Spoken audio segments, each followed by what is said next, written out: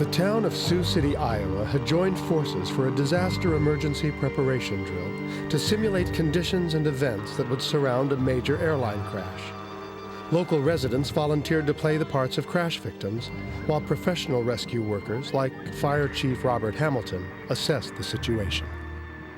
We looked at the response times to try to determine how long it would take us to actually extricate people, get them to a medical facility as soon as we possibly could. While everyone understood the serious nature of such a disaster, not everyone was convinced that the drill was necessary, something that Nurse Barbara Small heard again and again.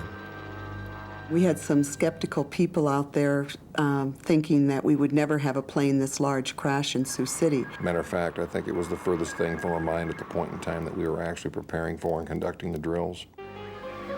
The people participating that day had no idea how important this drill would become and how soon all their preparation would actually be needed. And then, on July 19, 1989, United Flight 232 from Denver to Chicago began boarding at 12:20 p.m. Dennis Fitch, one of the passengers that day, changed flights at the last minute, boarding United 232 instead of taking an earlier flight from a closer gate. Dennis was a DC-10 instructor and United pilot returning home from a previous flight. To get on the DC-10 is something I never will ever quite understand why. You could think of it as fate, luck, or God having me where he wanted me that day. On board, the head flight attendant was Jan Brown Lohr. It was summer season, it was families traveling, a lot of unaccompanied children. Headed on a business trip was passenger Jerry Schemmel, who was also aware of the unusual number of children on board. There were 50 kids on board that aircraft, including many infants, and especially it seemed around where I was. There was just an extraordinary number of youngsters, toddlers, as well as infants on board. 2-year-old Evan Sow was traveling with his mother to Chicago that day, and sitting not far from Jerry was 11-month-old Sabrina Michelson. The plane took off as scheduled at 12:45 p.m. We took off from Denver under almost perfect conditions, 83 degrees when we left the airport, little if any wind, clear skies, and yeah, for the first hour of the flight, it was probably as smooth a ride as you could ever imagine. And then, with the plane traveling at an altitude of 37,000 feet, there was a tremendous explosion. This was so loud and so violent and came completely unexpected that there was just a tremendous amount of panic. The plane was vibrating, shaking and shuddering intermittently.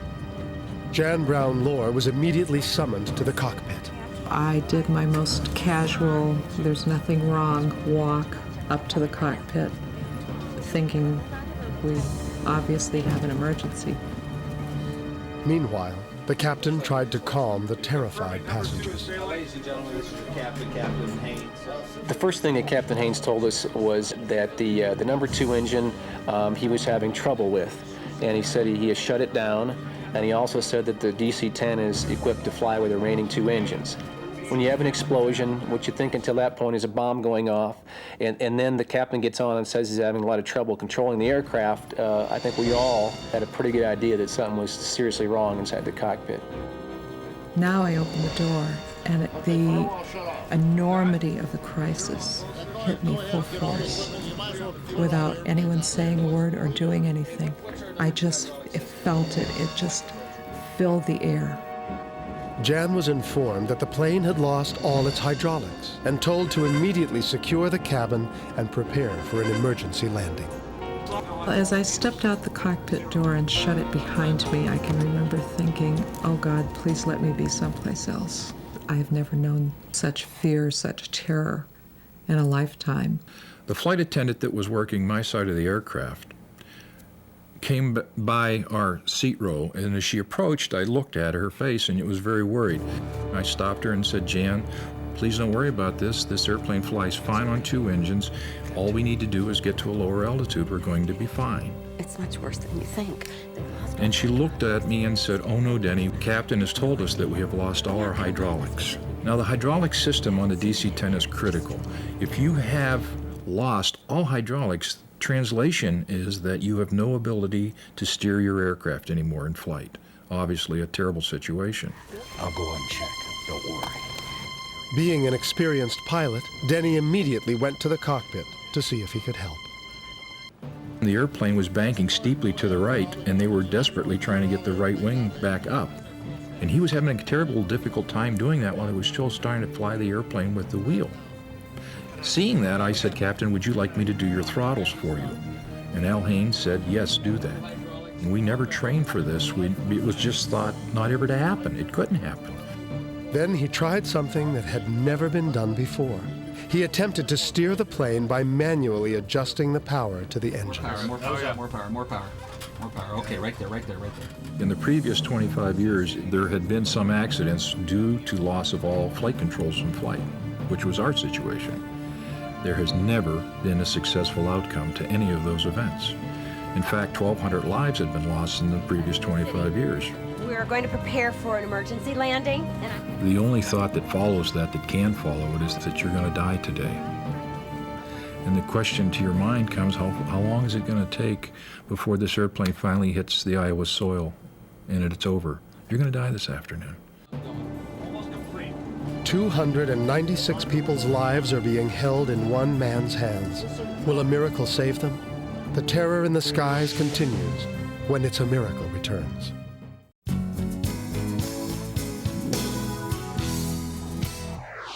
When the citizens of Sioux City, Iowa came out in full force for an emergency disaster drill, no one knew that soon they would be repeating the drill, but this time for real. United Airlines Flight 232 to Chicago was in the air for only an hour when a giant explosion occurred. The plane had lost one of its engines and all of its hydraulic system, and now there was no way to steer the aircraft using the controls. Inside the cockpit, the crew, assisted by off-duty pilot Dennis Fitch, desperately tried to manually guide the plane toward the nearest airport in Sioux City, Iowa. In the cabin area, head flight attendant Jan Brown Lohr was preparing the passengers for a crash landing. I just could not share the fact that I thought that it was so serious that maybe we wouldn't survive. I was beyond that at that point. I just had this great concern for doing my job the best I could. These were wonderful passengers who were so attentive you could have heard a pin drop when I went through our emergency procedures.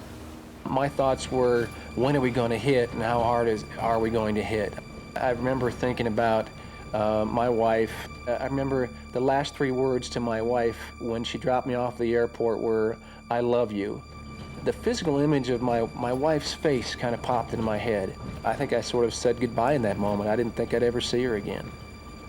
As word of the impending disaster spread, emergency ground crews began setting up.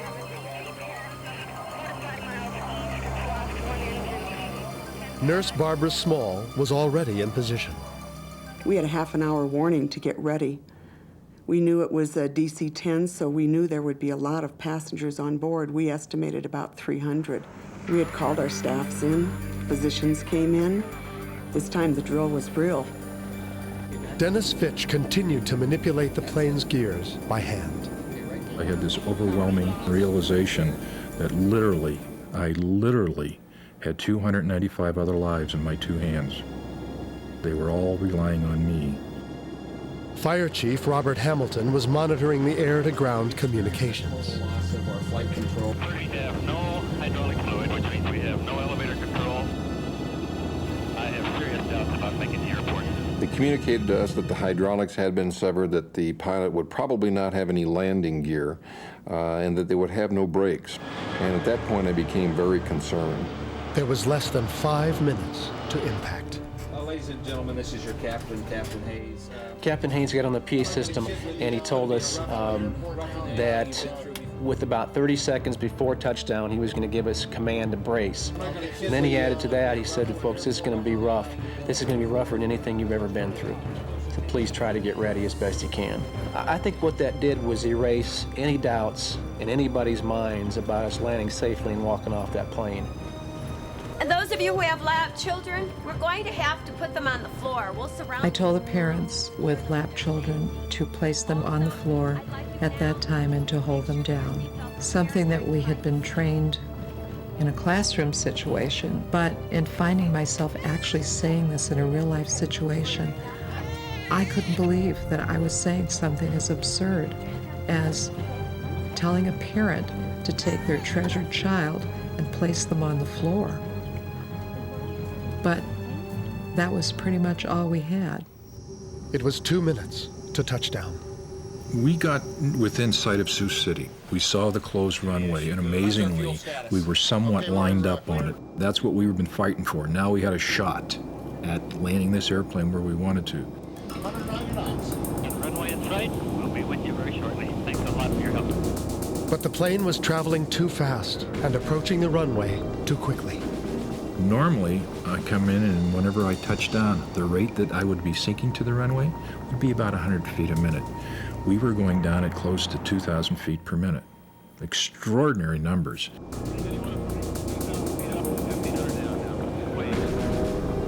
We had no doubt in our minds that if we didn't stop this, that our survivability was going to be deeply in question. Captain Haynes got on with a little over a half minute to go before we hit, and he said, "All right, everybody." Ladies and gentlemen, this is your captain. Brace, brace, brace. It was as if a breeze went over a field of wheat and all the passengers went into their brace positions and a whole cabin disappeared from view. I could tell that we were fairly close, and I guess my one thought was that maybe we'll make it, but I don't know what's going to happen next. The flight crew had prepared the passengers, instructing parents with small children to place them on the floor. Then, 30 seconds before impact, everyone was ordered into their brace positions. United 232 Heavy, roger, sir. That's a closed runway. That'll work, sir. We're getting the equipment off the runway, and they'll line up for that one. I'll get it. At the end of the runway, it's just a wide open field, so, sir, so the length won't be a problem. Plane 19, he's coming down real fast down the south end.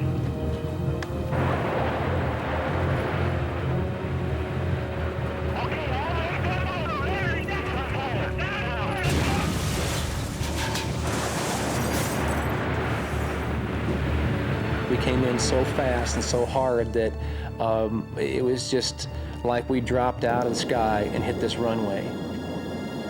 And immediately inside the cabin, there were bodies being thrown about. Some were still in their chairs, strapped in their chairs, but the chairs had come up.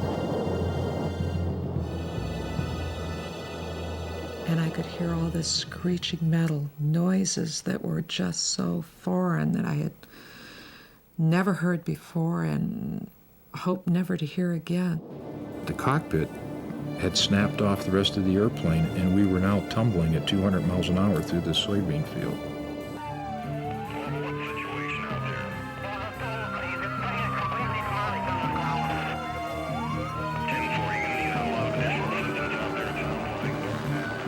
Fire Chief Robert Hamilton continued to monitor the reports coming from the crash site. I heard the on-scene report given by the assistant chief. He was quite hysterical. His report was that the plane had been totally destroyed. It's on fire. My initial reaction was, oh my God. Excuse me. The survivors were beginning to make their way out of the burning plane. It was so surreal. It was as if I could have been standing there saying, "Thank you for flying with us today." People were just calmly walking single file out of this wreckage. The mother of this little boy was heading back towards the wreckage. And she said, "I have to go back. My child is in there." And I said, "You can't go back." And then she just looked up at me and she said, "You told me to put my baby on the floor." And I did. And he's gone. It, to this day, gives me shivers because I know that I was going to have to live with those words for the rest of my life. Tragically, the little boy Evan Tsao did not survive this devastating crash. But another child was still inside. I took a couple steps after I got out of the cabin initially, and I heard the cries of a baby back inside the wreckage. And at that point, I just sort of stopped. Without thinking about the danger, Jerry went back inside the burning wreckage, crawling on all fours to stay below the thick smoke. It was really tough to see at that point. I remember telling myself, keep crying, keep crying. I've got to hone in on this thing. And Luckily, the child's cries continued and led Jerry to a pile of rubble. I pulled debris off, and there was a hole with the baby in it, still crying. I couldn't see her very well, but I could hear the crying, and I knew that she was right in front of me. The baby, 11-month-old Sabrina Michelson, was alive and miraculously unharmed. Jerry quickly picked up the child, held her close to him, and ran for safety. 184 people survived Flight 232's fiery crash that day, but for most, the scars will remain forever. Some short time later, CNN replayed that footage all over again, and I carefully watched it and saw United's insignia on the tail and realized, oh my God, that was us. Why am I alive? Why is anybody alive? I can't explain physically how anybody could have survived that crash. I've seen the videotape, number one, and number two, I was inside that plane and I saw the chaos and I saw the destruction and the debris flying and the smoke and the fire and the bodies being thrown about. And then to look back on it today and think, almost 2/3 of us survived that thing. There's no other explanation than to say it was a miracle. I think there were a number of miracles that happened that day. I think miracle number one was that the cockpit crew was able to keep the plane going. I've had a lot of aviation experts tell me that we should have nosedived right there after that engine explosion. But miraculously, Dennis Fitch had taken the wrong plane that day, and it was his unique knowledge of hydraulics that kept Flight 232 in the air. It has now become very clear to me that I was there for a reason. You see, I'm just an ordinary pilot that had an extraordinary day. And so I believe that God put me there. Was Jerry Schemmel also put on board that day to play a part in a miracle? And if he hadn't been there, would Sabrina Michelson have survived? She is our miracle child, having flown into an overhead bin, and then Jerry actually found Sabrina and took her out. That was one of many miracles. When I look back on it and realized exactly what had happened to that child, that she was sitting in row 11. When I picked her up, I'm guessing she was in row 26 or 27 without any injuries. I thought miraculous is the only way to explain it. And what about the emergency drill, which so carefully prepared rescuers for this very situation? It was a miraculous occurrence that we had this drill so close to a true air disaster that we had. There's not a doubt in my mind that God was watching over that particular flight and, for whatever reason, prepared us as best he could for that particular day. Even with all of the miracles that happened that day, we must not forget that 112 souls were lost during the crash of Flight 232, and it is especially the deaths of the children on board that continue to haunt Jan Brown lore. I will consider it a miracle when infants are in their own seats, and it's ludicrous to have a plane load of passengers who have an element of safety with a seat belt, and yet we have infants under 2 who are allowed to ride on their parents' laps. And that leaves them free to fly through the cabin, which in essence is what 2 of those infants did. It will definitely be a miracle if the FAA will finally mandate what they should have mandated years ago, and that is that every passenger has the same chance at safety on an airplane with a seat belt.